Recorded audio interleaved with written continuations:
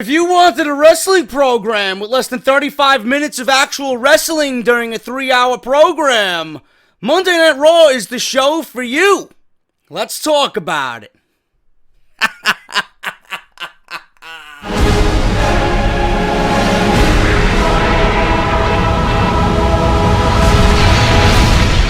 You know, I'm sitting at work, and 2 o'clock, 3 o'clock comes rolling around, and we start to see the spoilers come in. And people are tweeting at me frantically. You know, the spoilers. Like a fucking internet goon. I'm gonna get JD. I'm gonna get you, man. Like you're doing me a huge fucking, like you're sticking it to me, right? I'm gonna get JD. Fuck him. I'm gonna fucking spoil the Raw tonight for him. Hey, Raw was great. Listen, you guys think I care about the fucking spoilers if you spoil it for me? Number one, we could probably predict what WWE is going to do it before they even do it. Number two, this is Monday Night Raw. Who are you harming, bro? Seriously. Like you're doing me and gonna ruin my night.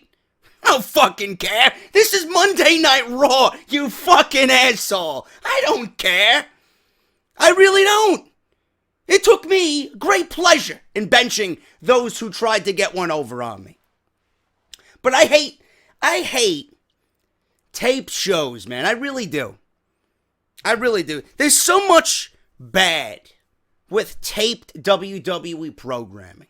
And we'll go over that as the review goes on. But 9:30 rolled around, and I'm sitting here, and I'm like, what am I watching?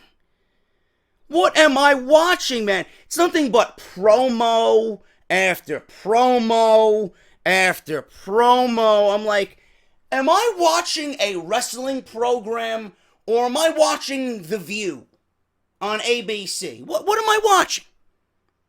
Seriously. I understand they go overseas. They don't really put a lot of effort into the show. It's probably attributed to jet lag and everybody's tired and this and that. They were out partying the night before. They're in a new city. They got to take in the sights. Nobody wants to actually do their fucking job. Listen, excuses, excuses, excuses. How many years is the Survivor Series going on now? What is this, the 30th annual Survivor Series? And this is the show that you're giving me 2 weeks before Survivor Series. Your 30th annual Survivor Series. Nothing but promos? Promos. I mean, the 9:30 hour rolled around, and Rusty, my partner for GCW, he tweeted me, dude, there's been 14 minutes of wrestling, and it's 9:30. I mean, do you see what is wrong with that statement? 14 minutes of wrestling on a 3-hour program, and it's 9:30. I mean, if this was Smackdown, we'd have a half an hour left in the show. But being that it's Monday Night Raw, it exacerbates everything. It makes everything far worse. This show was fucking miserable, just like it is every fucking week. And I say that with a smile on my face. I fucking hate Monday Night Raw. I don't even know why I do this review. Oh, I know why I do it, because you're going to watch. Number one, it's going to get 1,500 likes. Number two. Number three, it's going to get me about 20, 30,000 views easy on a Monday. All I got to do is sit in this fucking chair behind this microphone in front of this fucking screen, in front of this camera for about 30 minutes. 30 minutes more than we actually seen of actual wrestling on this show, Kevin Dunn. You fucking...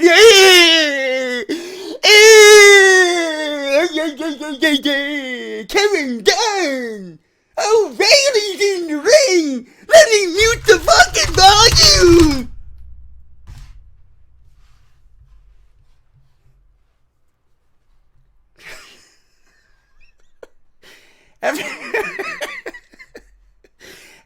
anybody that is fucking on the Monday Night Raw payroll, you are absolutely out of your fucking minds. Seriously. Out of your fucking minds, man. I don't even know where to begin with this show, man. I really don't. What do I say about this show? What do I say about this show? They're in Glasgow, Scotland. Monday Night Raw, 2 weeks before the Survivor Series, right? 2 weeks. Don't give a fuck. They're just now naming their teams, right? The big mystery going into the show. Who's the fifth man? Who's the fifth man? Oh, I wonder who it could be. Is it going to be one of the Shining Stars? Is it going to take Stephanie McMahon on a tour of the resort down in Puerto Rico? You're going to entice her with some fucking margaritas and some fucking salsa dancing, right? Maybe one of them fucking funny drinks with the coconut and the straw and the umbrella, right? Maybe some rice and beans, a nice walk on the beach, the crystal blue ocean, right? Who's going to be the fifth man? The Boogeyman? The Brooklyn Brawler? Dink? Doink? Bam Bam Bigelow? Who's the fucking fifth man? Huh? Kevin Dunn's fucking illegitimate, so who the fuck's the fifth man? Kevin Dunn's teeth? No. Seth Rollins. Oh my God. What an ingenious plan. What a pick. We're gonna get one over on them, because Raw's great. Give me a fucking break. Who's the fifth man? Now a fucking idiot with half a brain could have realized who the fifth man was. Gotta waste 20 minutes on the opening segment on the fifth man, Seth Rollins. Then there's bickering back and forth between everybody. And then what do? What do they do? For the 30th annual Survivor Series, what do? Instead of building camaraderie for at least one night, right? Your issues can take place after Survivor Series. But for one night, I need camaraderie. Or at least they could have came up with a fucking creative plan. Maybe get Daniel Bryan on the show. Maybe get Shane McMahon on the show. Maybe have someone from the SmackDown team be so obsessed with winning. I don't know, send Bray Wyatt out there, man. Have him fuck over Braun Strowman or something. Have him fucking appear in the dark and Sister Abigail Braun Strowman. Something. Have AJ Styles in the crowd just fucking... Just sitting there with the WWE Championship and his hood on. You know? Looking at Team Raw. Looking at Kevin Owens. Something. No, what do? They put all 5 guys in a match on Monday Night Raw. Yeah, that's really going to shape Survivor Series in a competitive way. Instead of showing Shane McMahon, I have assembled 5 men who are going to do battle and who are going to represent Raw proud. You see, that's the logical way of doing things. No, instead they put all 5 in a main event to just beat the shit out of each other. How is that going to show Shane McMahon and Daniel Bryan that, number one, your team is actually worthy of going one-on-one, or 5-on-5, I should say, with Team SmackDown? I mean, doesn't that make Raw look like a joke? It would make sense, to be quite honest with you. The show's a fucking joke, so why not create a team that resembles that joke, and why not have them disintegrate 2 weeks before the show, the pay-per-view, in a joke-like manner? I don't blame them. I mean, it fits the entire essence of what Monday Night Raw is anyway. Their team is a joke, the show is a joke, it goes hand in hand. So I guess if you look at it that way, they did a good thing tonight. They actually booked logically. But with someone with a brain, this doesn't make any sense whatsoever. How can anyone think and look at this and be like, what the fuck's going on here? I mean, aren't these guys supposed to be battling SmackDown? Why are they battling each other? Makes 0 sense. So that was the entire opening segment of this show. That's it. It just makes no sense to me. It's illogical booking. Illogical booking. Instead of being creative, something. I'm not having you fucking book SmackDown invading Raw or fucking sabotaging the show, NWO style. Something, man. Tease me. They're all there. You know, the entire company went on tour for a year. Show me someone in the crowd. Show a style. Show an Ambrose in the crowd. Something. Tease that Shield camaraderie again. Bray Wyatt coming out of the darkness, lights go out and Bray Wyatt's in the fucking ring. Something. They gave me nothing. Oh, Randy Orton, better you imagine the pop Randy Orton would have got if he came out of nowhere and fucking RKO'd Roman Reigns. I mean, give me a break, man. Anything to signal the battle lines have been drawn. But no, WWE doesn't want to do that. They just rather put their entire Monday Night Raw squad, 5 men that they've chosen to go against SmackDown to do battle on their own. I just don't get it. It really, really bothers me. It frustrates me as a WWE fan. I don't get it. I just don't get it. But we go from that to something that I didn't think we see. Now, they didn't open the show, but it was the first match that we seen. Lack of, but it was the first match that we seen. Rich Swann and Sin Cara versus Brian Kendrick and Noam Dar. Noam Dar making his homecoming, being that he's billed from Scotland, I believe. And he got a huge ovation. This is not the only thing I will mention about the crowd in this review.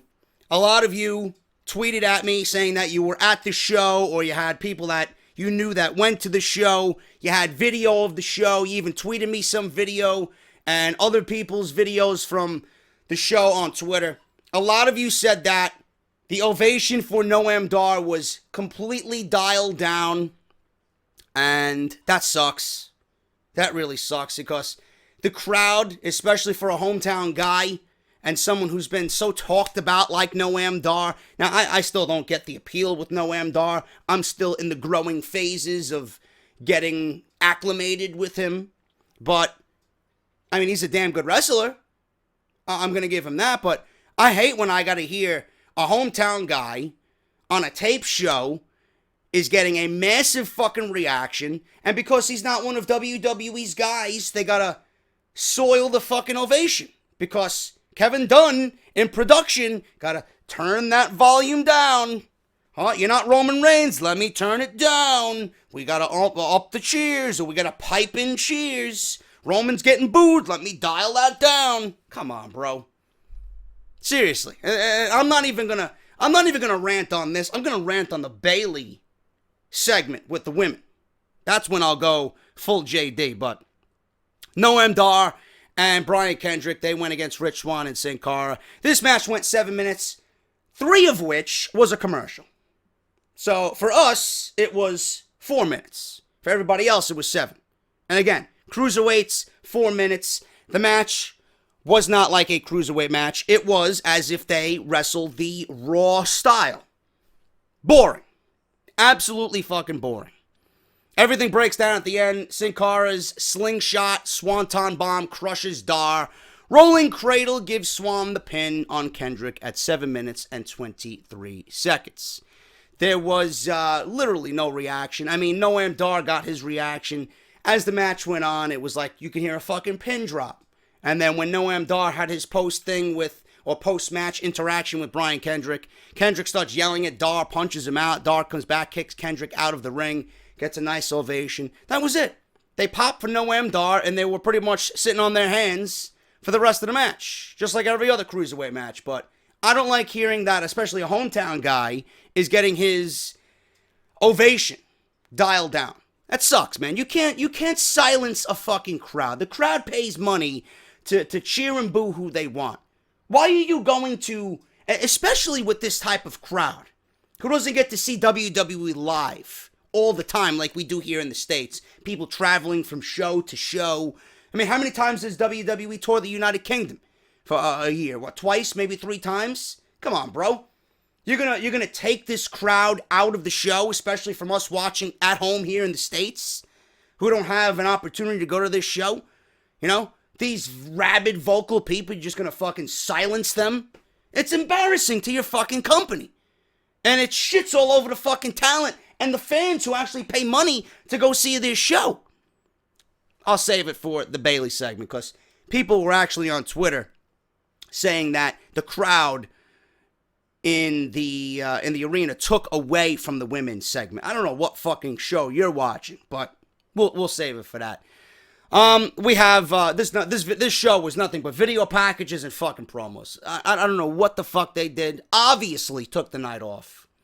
We've seen Goldberg's career, him talking about Lesnar, Lesnar talking about Goldberg. Who cares? Fantasy warfare. I'm fucking tired of fantasy warfare. Seriously. Who gives a shit? You know? And I'm going to mention this on Off The Script. You're going to get a taste of my opinion now about what I got to fucking say about this shit on Off The Script. Fantasy warfare, right? Vince McMahon is wanting the fucking crowd to boo Lesnar and cheer Goldberg in Minneapolis. Meanwhile, they fucking bill fucking Goldberg as this hero, right? And they bill Brock Lesnar as the hometown guy in Minneapolis. Yet they want him to be booed in his hometown. Right? This guy went to school there. He fucking tried out for the Vikings. He played for the fucking Vikings. They build it as a homecoming for Brock Lesnar. Yet they want, and Monday Night Raw, Vince McMahon want Lesnar to be booed. Right? Fantasy warfare. Why don't you leave it as fantasy warfare? Let the fucking fans boo and cheer for who they want. This is their matchup, right? This is the fantasy match of the fans, supposedly. It's not my fantasy match. Maybe it's fucking Kevin Dunn's fantasy match or Vince McMahon's fantasy match, but it's not mine. But if it's a fantasy warfare, let the fucking fans boo and cheer for who they want. Otherwise, it's not fantasy. Vince McMahon is pulling the fucking strings, wanting to alter that fantasy. If he's fucking manipulating what the crowd needs to do away from what they really want to do, it's not really fantasy. Do you get where I'm going? So, already, the marketing for this fucking match, number one, is annoying. Number two, it makes no sense. It's not fantasy warfare if you're taking the crowd completely out of the match. Let them do and say what they want. Simple. Simple. No other way around it. Stephanie McMahon is in her office. She's on the phone with Shane McMahon. She's inviting Shane McMahon and Daniel Bryan to the show next week if they have the balls to come on the show. So apparently they are coming on the show, and they're having a segment called State of the WWE. I think there's another YouTuber with that podcast who's got about 70 episodes in. Joe Corona Show. Really? Should I be afraid that WWE's going to lift Off The Script off YouTube and have a fucking post show on Monday Night Raw called WWE Raw Off The Script? Should I be afraid? Seriously. Garbage. Absolute fucking garbage. Anyway. Shane McMahon and Daniel Bryan are welcome to show up on Monday Night Raw next week, which they will. It's the last show before the Survivor Series. Sami Zayn comes in, and Stephanie McMahon invited him, and she says that he drives her crazy. That she doesn't like him. She doesn't like the ska music and the let's go and the happiness and the fucking enthusiasm. Okay. So Foley wants Sami. Foley wants Sami to answer Dolph Ziggler's Intercontinental title open challenge. Okay, did you hear what I said? Foley wants Sami to answer the Dolph Ziggler Intercontinental Open Challenge, but Sami is going to have to win a match to earn that spot. Two things here. Number one, Sami Zayn turned into a shriveling pussy when Stephanie McMahon was pretty much demoralizing him right there. I mean, what did Sami Zayn do to Stephanie McMahon that she's got to blatantly say, I don't like you. Fuck your ska music and fuck your let's go enthusiasm. You know?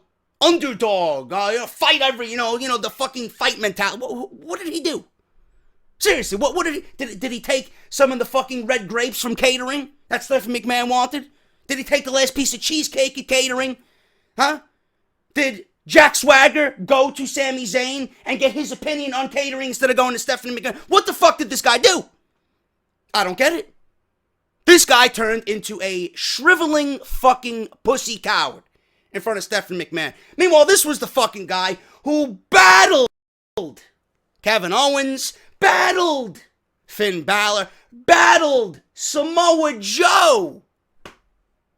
He stood face to face with fucking Nakamura. Meanwhile, this guy is fucking backing away like he's about to get his fucking balls cut off, which might as well should have happened right there live in front of the fucking fans, in front of Stephanie McMahon. Are you fucking kidding me? Great way to build up fucking talent, especially one that deserves it in Sami Zayn. One that people want to see. Don't understand it. As far as I go, this version of Stephanie McMahon is absolutely fucking disgusting. Cringe. And I mean that wholeheartedly. Number 2, again, WWE makes no sense of whatever they got planned. They take something good and, a possible good idea, and they just shit all over it. This is an Intercontinental title open challenge.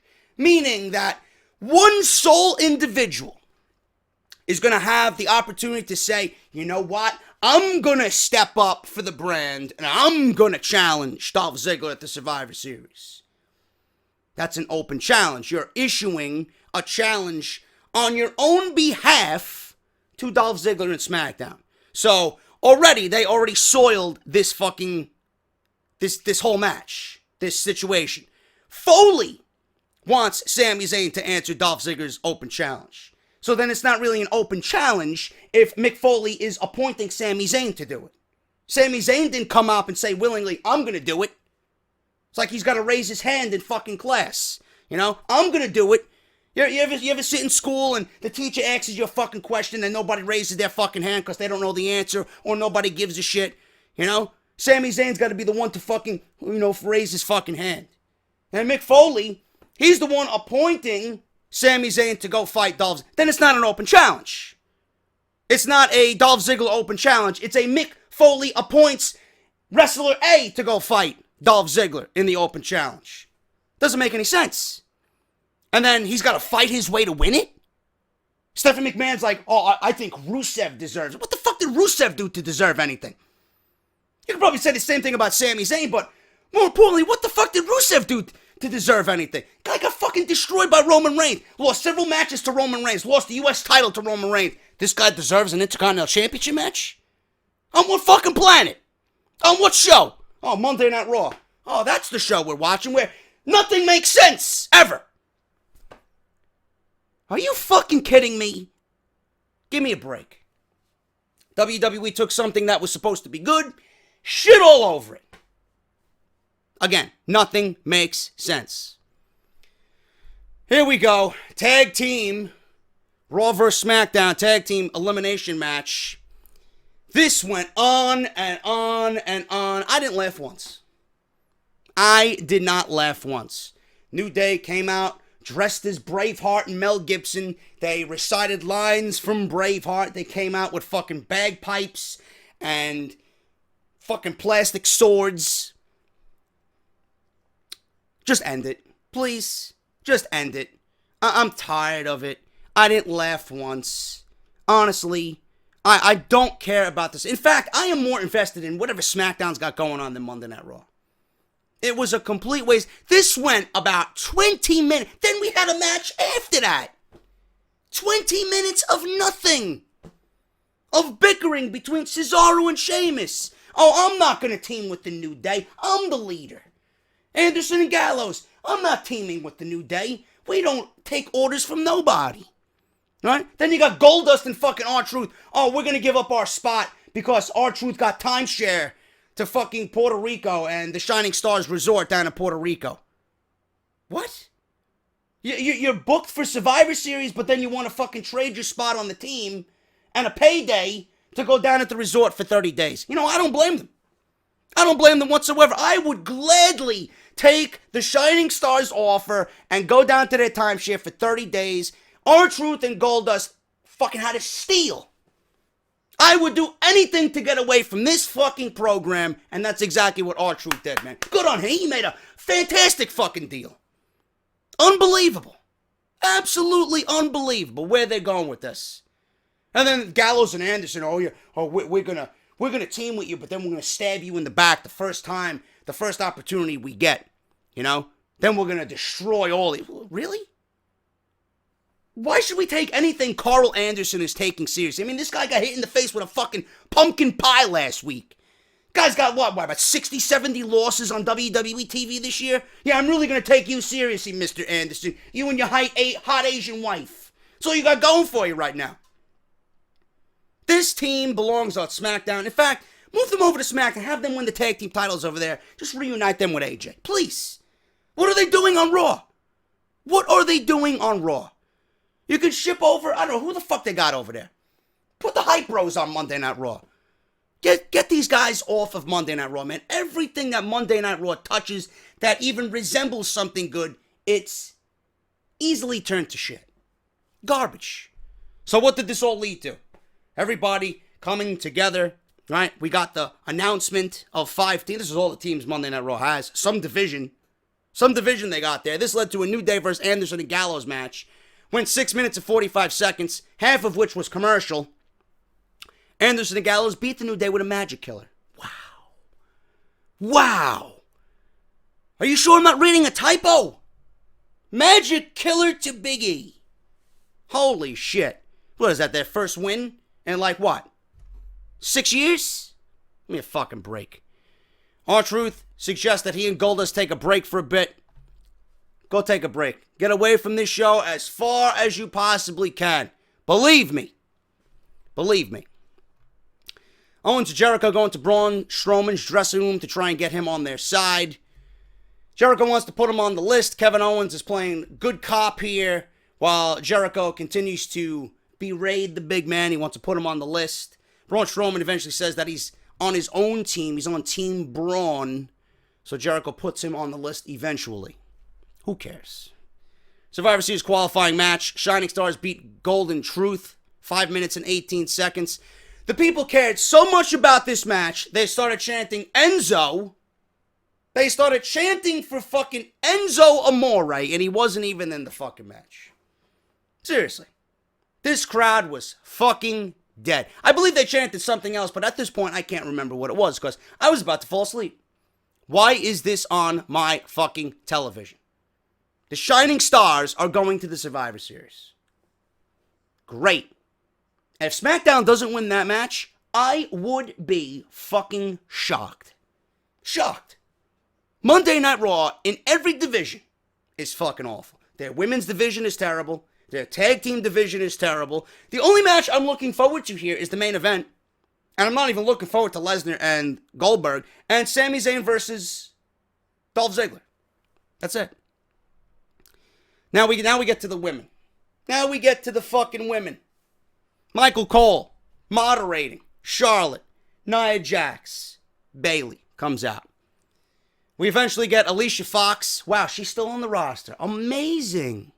You do realize that if the Survivor Series wasn't taking place and they did not have a 5-on-5 women's match, that you would not be seeing Alicia Fox at all. And do you want to know why we're not seeing Alicia Fox? Her promo tonight made me want to fucking gouge my eyes out. Awful. I don't know what the fuck she tried to say. I don't know what she tried to do on the microphone, but Michael Cole looked like he was disgusted beyond belief when he took that microphone away from her. He's like, get the fuck out of here. He went on to fucking go announce whoever else in the match. Give the microphone back to Charlotte. Give me a break. If this match wasn't 5-on-5, there would be no Alicia Fox on television or on Survivor Series. Period. The only reason why they're using her is because they have nobody else. So, it was Alicia Fox, Bayley, Nia, Charlotte, and then they announced Dana Brooke, because Charlotte was too much of an egomaniac to announce Sasha Banks as the 5th woman. So, it's Sasha Banks as the 5th woman. But then WWE shows a highlight package where Dana Brooke is still in the promo package. There's 6 women on Raw's team to SmackDown's 5. I don't know if they could do math, but it's a 5-on-5, not a 6-on-5. Raw. Done, you fucking clown. Anyway. The crowd in Scotland was going fucking bananas. The people that went to the show tweeted me, and I have fucking firsthand that the crowd was absolutely taking over the segment. Can you blame them? This show was edited. This show was heavily edited, sound-wise, and was cut up because there was a few moments where everybody in the ring had to pretty much stop what they were doing, recite their lines over and over and over again because the crowd was so fucking loud. They dialed them down big time, and they hijacked the show. Now, I don't understand why people are so up in arms about this. I really don't get it. I mean, who gives a shit? Number one, the women's division on Monday Night Raw is fucking terrible. Okay? I'm surprised WWE didn't leave this as Sasha and Charlotte versus Team SmackDown. Because that's all there is on Monday Night Raw. You're lucky you're getting a Nia Jax. You're lucky you're getting a fucking Bayley. Especially Alicia Fox. Who the fuck is she? So we got 3 women who have meant nothing to Monday Night Raw, teaming with the only 2 that have been in the spotlight against SmackDown's 5 women who have equally shared the spotlight. So you're concerned about getting the talent over on the microphone in the ring. Yeah, after the Alicia Fox segment, I want to hear more of Alicia Fox on the microphone, right? The talent in the ring was void of getting promo time because of the crowd, because they hijacked. What the fuck show are you watching? You mean to tell me week after week after week, as a fan, you're not frustrated with the fucking bullshit that we get from Monday Night Raw? You're not fucking frustrated at the fucking crowds who do absolutely nothing, sit silent every fucking week when they should be on their hands, cheering and making the show more exciting? Now you're upset when the crowd actually wants to cheer for someone they want to see succeed. I don't get you people. In fact, the crowd made this entire segment watchable. Because if this was fucking Arkansas or Oklahoma or Louisiana, one of these fucking hick states where nothing goes on, and they fucking sit there, oh, what time we gotta wake up to milk the cow, Margaret? No, you'd rather have that crowd though, right? Instead of the people that want to sing with Bayley. When Bayley got the pinfall tonight in the 6-woman tag, they went crazy. They want to see Bayley. Let them cheer for Bayley. Who gives a shit? Do you complain when the fucking crowds hijack NXT shows and just start fucking screaming all over the place? Who gives a shit? This is the type of crowd we need on Monday Night Raw. No, but they hijacked the segment. No, Monday Night Raw has hijacked our fucking time every single Monday from actually enjoying ourselves. They hijacked hours of sleep that we missed out on. But you're okay with that though, right? You want to fucking complain about, oh, they hijacked Bayley's segment. Who gives a shit? Seriously. I don't know what the fuck you're watching, dude. These are the goons who enjoy the current direction of Monday Night Raw. They're the reason why Monday Night Raw will continue down its path of misery because of people like that. I don't get it. I really don't get it. Survivor Series, Charlotte and Sasha versus Team SmackDown. That's what it would be. That's what it would be. So, the fact that we're actually having Survivor Series means that you're getting a Bayley. Means that you're getting an Alicia Fox and a Nia Jax. Because if there wasn't a Survivor Series, or if WWE didn't want to live up to the tradition of Survivor Series, we wouldn't be getting these women, period. Then you want to know why the fans want to hijack the fucking show. Because the shows are terrible. But then they would dial down anyway. Their voices were silent. Give me a fucking break. Absolutely fucking garbage. And Dana Brooke, another botch. I didn't see it. I had to fucking watch the replay again. Everybody's telling me on Twitter. I tweet out, I missed Dana's botch live. What happened? She almost fucking gave Bayley a concussion. Stepped on her head, kneed her in the head as she was going to the outside. Why is this woman in the ring? Why is this woman on television if she cannot even move correctly in the ring? There's a reason why I emailed my fucking artist from Pro Wrestling Tees. She's going to be on the next t-shirt. She is terrible. Absolutely fucking terrible. This match went 11 minutes. 11 minutes of fucking nothing. Bayley got the pinfall. It was the best part of the match. She pinned Charlotte. Yeah, but they want to, I told you, look, already, I reported on Off The Script. They want to take her pay-per-view winning record and extend it and extend it and extend it all the way to WrestleMania. She's already taking a pinfall. She just won the fucking title. She's taking a pinfall. Again, illogical fucking... She couldn't pin Dana Brooke. She couldn't pin Nia Jax. You gotta pin the fucking champion. Never mind Nia. Nia Jax shouldn't even be pinned, period. She couldn't pin Dana Brooke. Awful. Champion just won the title. Just came out of Hell in a Cell. Taking a pinfall. And then Sasha Banks comes out. She ain't lipping. She don't have no fucking bruises. She's got no fucking, nothing on her. She got fucking Band-Aids going down her lower back. Are you fucking kidding me? Seriously. Yeah, they made history. They brutalized each other, but all she has to show for it is 2 fucking Band-Aids. What? I don't get it. I don't get it, nor do I care. Don't even know why I fucking complain. Sami Zayn versus Rusev. Sami Zayn beat Rusev with a haluva kick, 8 minutes and 40 seconds. Oh, wow, a good decision. Wow. You'll get a golf clap for that one, Vince McMahon. Sami Zayn. Now, I'm hearing rumors that the Intercontinental title might be coming to Monday Night Raw. Really? So what are you going to leave? You're going to leave SmackDown with 2 titles. Meanwhile, Raw has the U.S. title, the Intercontinental title, the Tag Team title, the Universal title, and the Cruiserweight title, and the Women's title, with a half a roster. Seriously? God, I hope that doesn't happen. I hope this means Sami's going right over to SmackDown, because obviously after Stephanie McMahon cut his balls off, there's nothing more for him over here. At least he would not get castrated on SmackDown. Then obviously the main event, Strowman, Rollins, Reigns, Owens, Jericho. Who cares? Seriously, who the fuck cares? Where is this leading to? You know?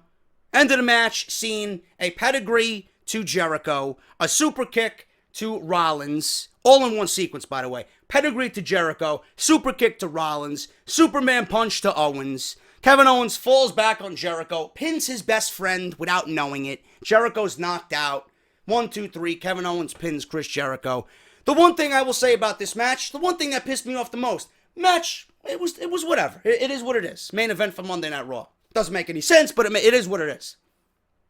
The one thing that pissed me off the most in this match, they introduce everybody, right? Who do you think gets introduced last? Roman Reigns. Roman Reigns comes down last. He's introduced last. The U.S. Championship is introduced last. Now, I don't know what show I'm watching. I don't know if WWE realizes that they have a world champion on their show. Why isn't the world champion coming out last? Why is the world champion always one-upped on this show? I mean, is Roman Reigns more important than the Universal Championship? Is Roman Reigns more important than Kevin Owens, your Universal World Champion for Monday Night Raw? I mean, is the U.S. title more important than the Universal Championship? Why do we even have a Universal Championship, if that's the case? Shit like that, especially an old school fan, pisses me the fuck off. Every time there's a title match, the champion comes out last. It's tradition. He is the most important. He comes out last. The challenger comes out first. In this instance, WWE makes you believe that not only is the U.S. title more important than the Universal title, that Roman Reigns is more important than Kevin Owens. No matter what status Kevin Owens is in the WWE, he is their flagship champion. It doesn't matter. Doesn't matter at all. I don't get it. I just don't understand it. That's your Monday Night Raw review. Seriously. If you guys want to say that I'm negative, please do so. Because I know what I said here. Everything that I said here, 100% stone cold fact. I don't know what show you're watching, but I know what I'm watching. And this show was fucking god awful.